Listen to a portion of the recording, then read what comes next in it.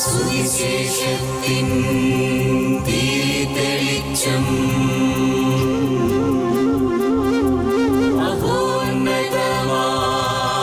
ആത്മാർപ്പണം.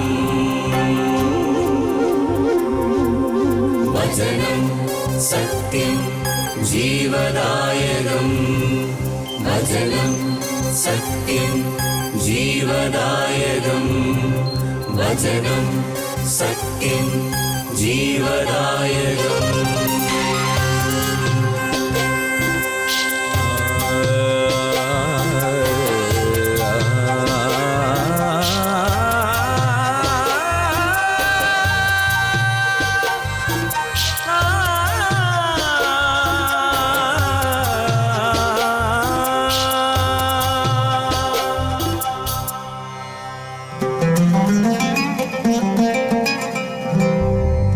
അധ്വാനിപ്പവർത്തൻ സിരകളിലൊഴുകും ജീവൻ പകരും ദിവ്യഭോജനം. അധ്വാനിപ്പവർത്തൻ സിരകളിലൊഴുകും ജീവൻ പകരും ദിവ്യഭോജനം. അതിരുകൾ ഭേദിക്കും സ്നേഹത്തിൻ രശ്മികൾ ഞങ്ങളെ ഉണർത്തുന്ന പുതിയ പ്രഭാതം. അതിരുകൾ ഭേദിക്കും സ്നേഹത്തിൻ രശ്മികൾ ഞങ്ങളെ ഉണർത്തുന്ന പുതിയ പ്രഭാതം. മന്ന മന്ന മന്ന.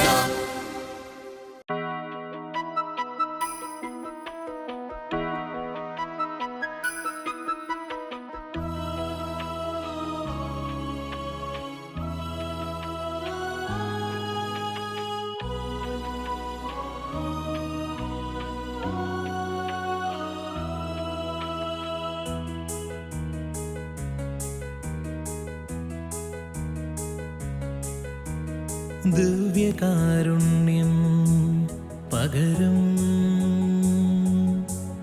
ആ സ്നേഹവാത്സല്യം അമൃതം. എന്തൊരാനന്ദം ഹൃദയം ഒരു മഞ്ഞുതുള്ളിത്തെ മധുരം. കൃപയുടെ പാരാവാരം പുലരുമൊരാരാമം നീ. നിരുപമ സ്നേഹാധാരം നിറയുമൊരാലാഭം നീ. എന്നുമിന്നുള്ളിലിൻ്റെ ഈശോവരും ഈ കുഞ്ഞുമൺകൂടൊരൾ താരയാകും. എന്നുമിന്നുള്ളിലിൻ്റെ ഈശോവരും ഈ കുഞ്ഞുമൺകൂടൊരൾ താരയാകും. ദിവ്യകാരുണ്യം പകരും ആ സ്നേഹവാത്സല്യം അമൃതം.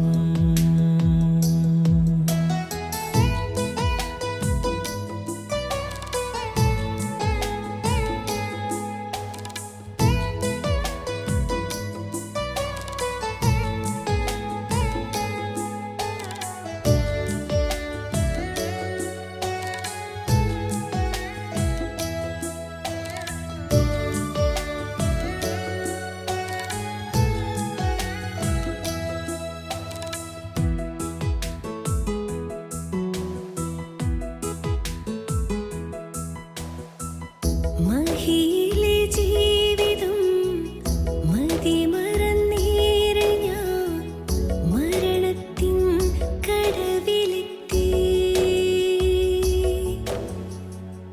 മരുഭൂമിയായി മനം ഇരുൾ മൂടിവാനിടം അഴലിൻ്റെ തടവിലെത്തി.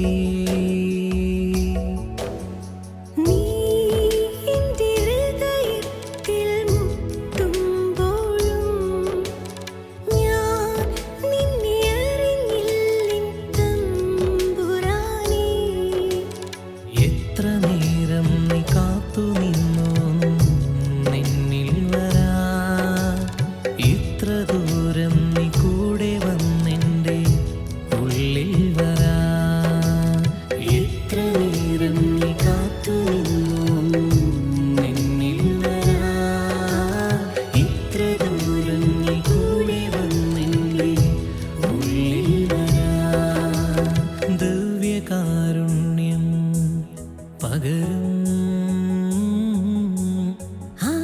സ്നേഹവാത്സല്യം അമൃതം.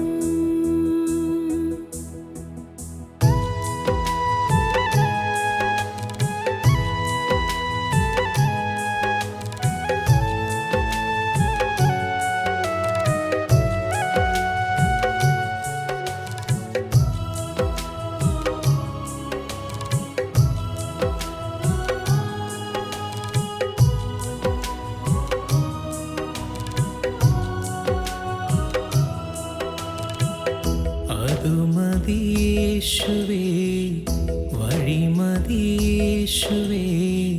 ഇനി നിന്റെ കൃപമതിയേ. ഇടയന്റെ പാതയിൽ ഇടരാതെ നീങ്ങുവാൻ തിരുവോസ്തി തരിമതിയേ. നീ എൻ്റെ പേർ ചൊല്ലി വിളിക്കുമെന്ന് ഞാൻ തെല്ലുമറിഞ്ഞില്ലെൻ തമ്പുരാനേ. ആദ്യ കുർബാന തൊട്ടു നീ എന്റെ ഹൃത്തിൽ വരാൻ കാത്തു നിൽക്കുന്ന കൂട്ടുകാരൻ നീ എൻ രക്ഷകൻ. ആദ്യ കുർബാന തൊട്ടു നീ എൻ്റെ ഹൃത്തിൽ വരാ, കാത്തു നിൽക്കുന്ന കൂട്ടുകാരൻ നീ എൻ രക്ഷകൻ. ദിവ്യകാരുണ്യം പകരും ആ സ്നേഹവാത്സല്യം അമൃതം. എന്തൊരാനന്ദം ഹൃദയം, ഒരു മഞ്ഞു തുള്ളിത്തേൻ മധുരം. കൃപയുടെ പാരാവാരം പുലരുമുരാരാവം നീ. നിരുപമ സ്നേഹാധാരം നിറയുമുരാലാപം നീ. എന്നും എന്നുള്ളിൽ എൻ്റെ ഈശോ വരും, ഈ കുഞ്ഞു മൺകൂടൊരൾ താരയാകും. എന്നും എന്നുള്ളിൽ എൻ്റെ ഈശോ വരും, ഈ കുഞ്ഞു മൺകൂടൊരൾ താരയാകും.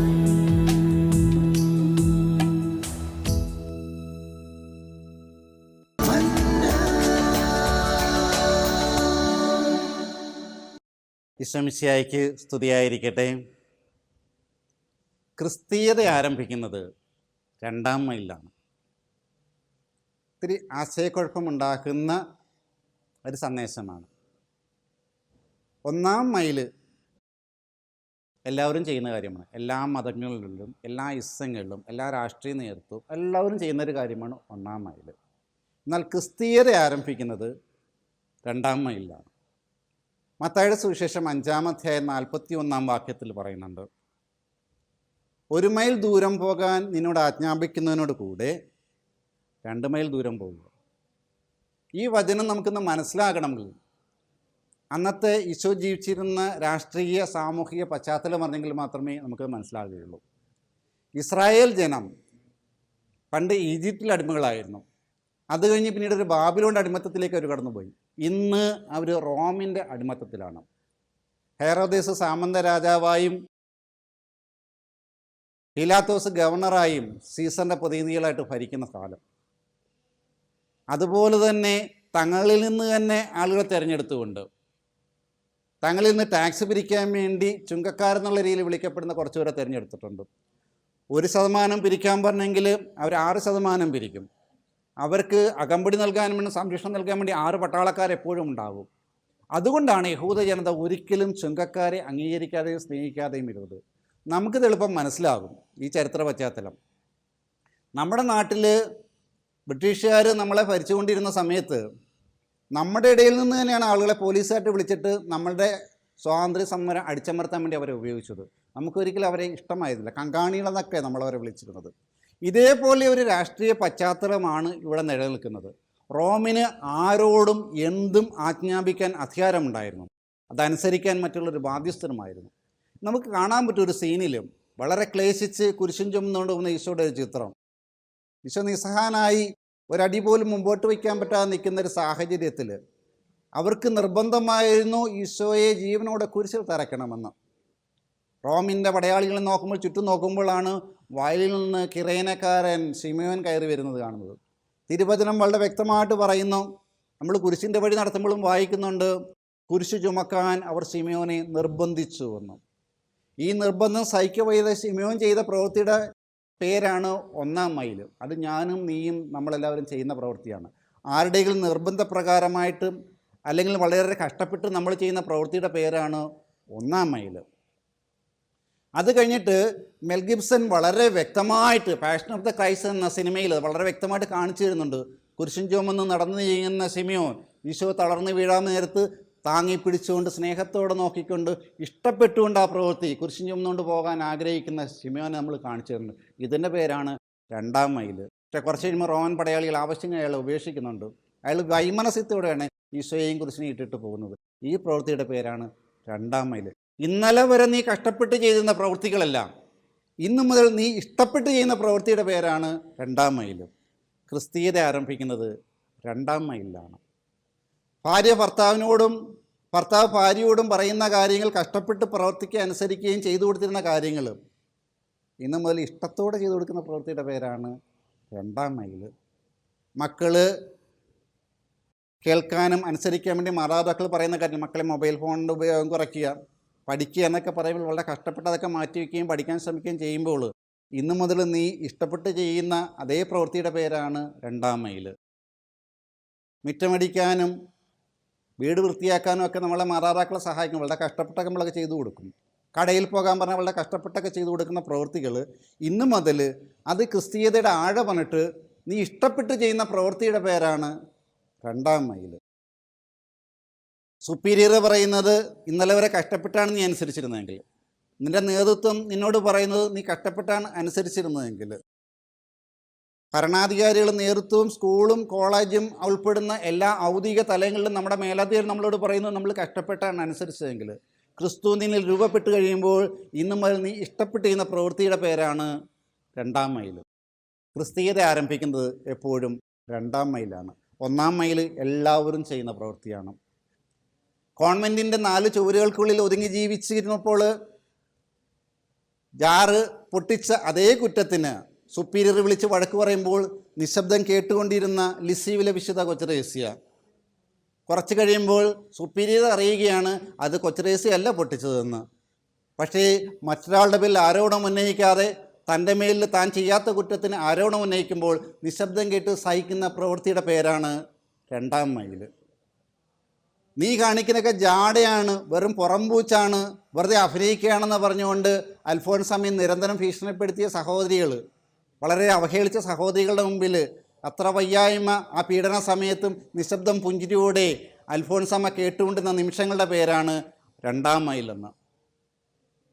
തനിക്കൊട്ടും അനങ്ങാൻ വയ്യാതിരിക്കുമ്പോൾ തൻ്റെ ഉടുപ്പുകൾ മാറ്റാമെന്ന സഹോദരി അറിയാതെ വലിയ പിൻ ഷോൾഡറിലൂടെ കുത്തിക്കയറ്റിയപ്പോൾ, തുണിയുടെ മേലല്ല തൻ്റെ തോളിനകത്തൂടെ കുത്തിക്കയറിയപ്പോൾ, ചോര പൊടിഞ്ഞപ്പോഴും പരാതി പറയാതെ സഹിച്ചിരുന്ന കൊച്ചറേസ്യയുടെ പ്രവൃത്തിയുടെ പേരാണ് 2-ാം മൈൽ. പിന്നീട് ഉടുപ്പുമാറ്റം സഹോദരിയോ ഇത്രയും വേദനിച്ചിട്ട് എന്തേ പറയാതിരുന്നതെന്ന് സഹനങ്ങളെ ക്രിസ്തുവിനോട് ചേർത്ത് വെച്ച് മുമ്പോട്ട് പോകുന്ന യാത്രയുടെ പേരാണ് 2-ാം മൈലും.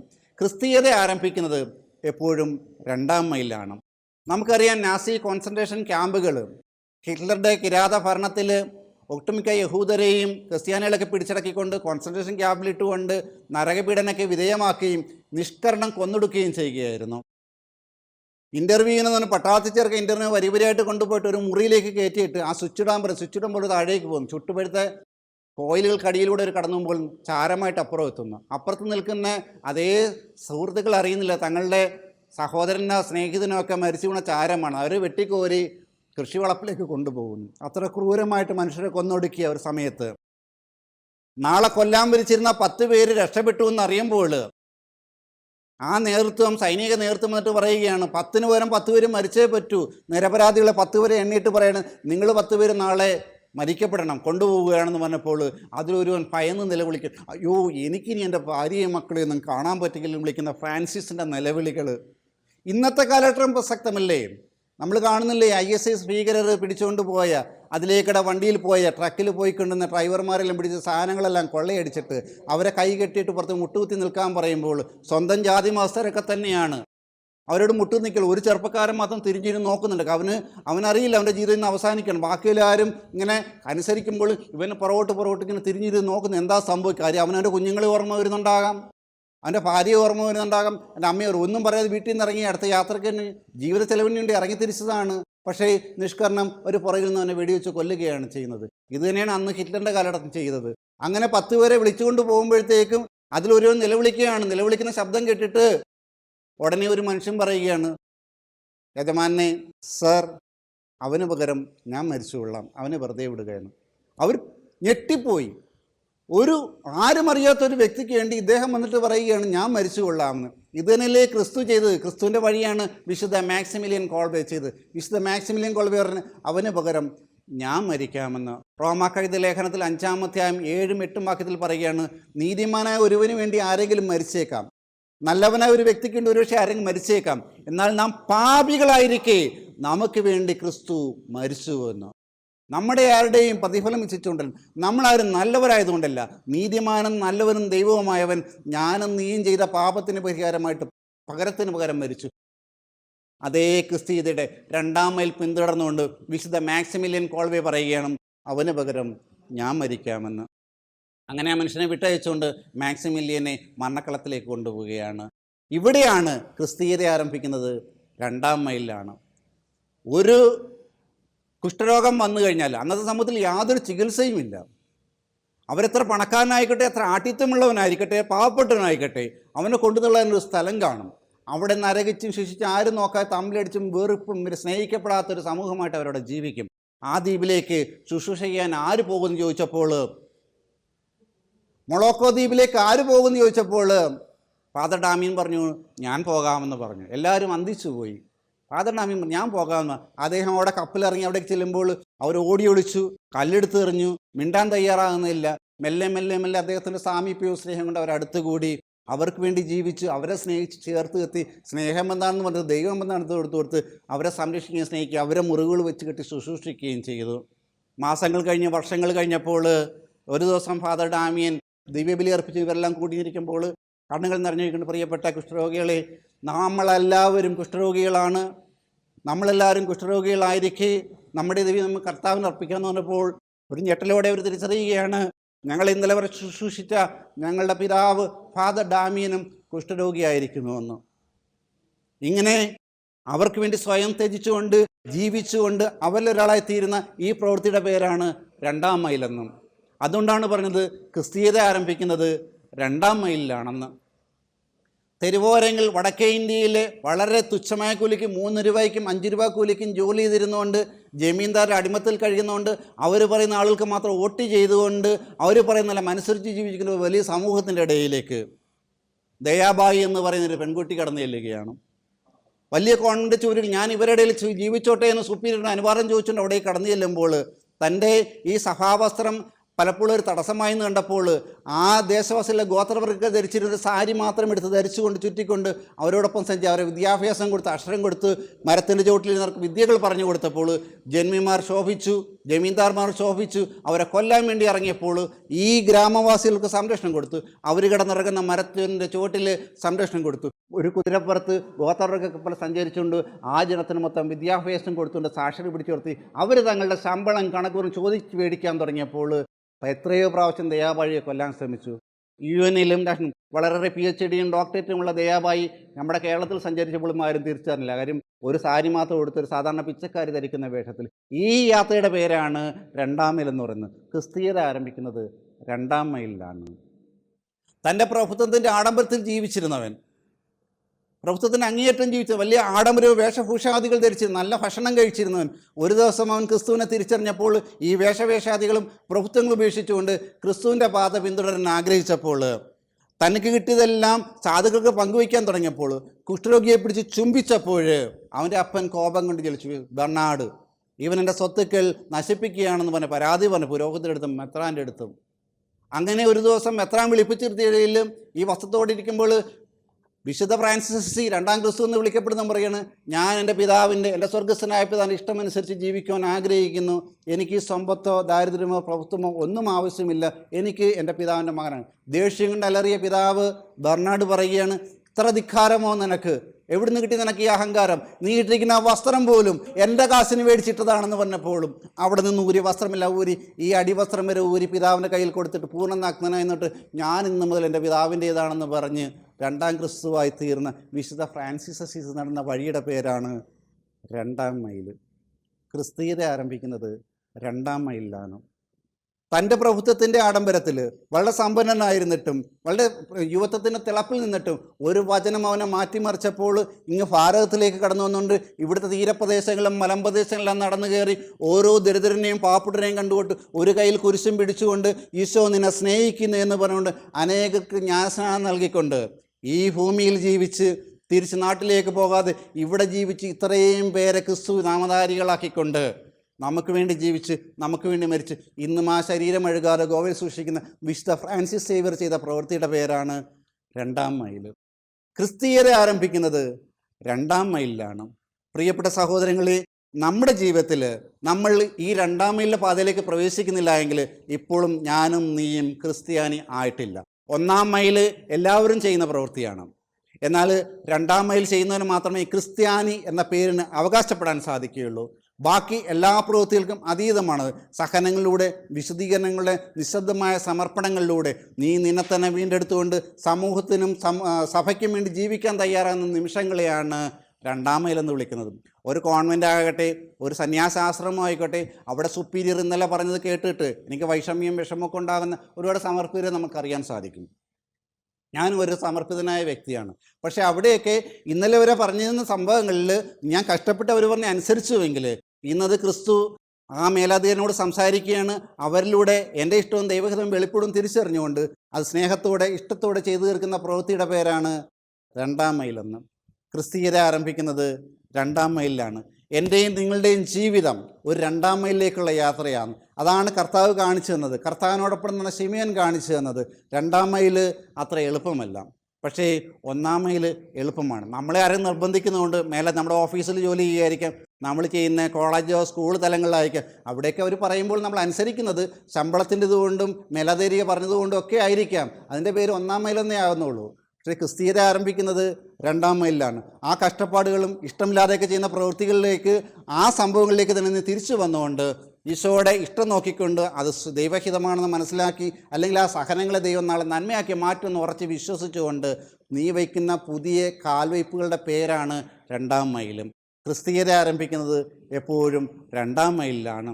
നമുക്കറിയാം മറ്റൊരു ചെറുപ്പക്കാരനെ സെയിൻറ്റ് ആൻ്റണി എന്ന് വിളിക്കുന്നത്. അപ്പോൾ അതുപോലെ വിശുദ്ധ ആൻ്റോണീസ് തൻ്റെ സമൃദ്ധിയിൽ ധനാഢ്യത്വത്തിലൊക്കെ ജീവിച്ചിരുന്നൊരു വ്യക്തിയും ഒരു ദിവസം ദൈവാലയത്തിൽ നിന്ന് പ്രാർത്ഥിക്കുമ്പോഴും അവിടെ അവൻ തിരിച്ചറിയുകയാണ് ദൈവവചനത്തിലൂടെ, നീ പൂർണ്ണനാകാൻ ആഗ്രഹിക്കുന്നെങ്കിൽ നിനക്കുള്ളതെല്ലാം വിറ്റ് എന്നെ അനുഗമിക്കുക എന്ന്.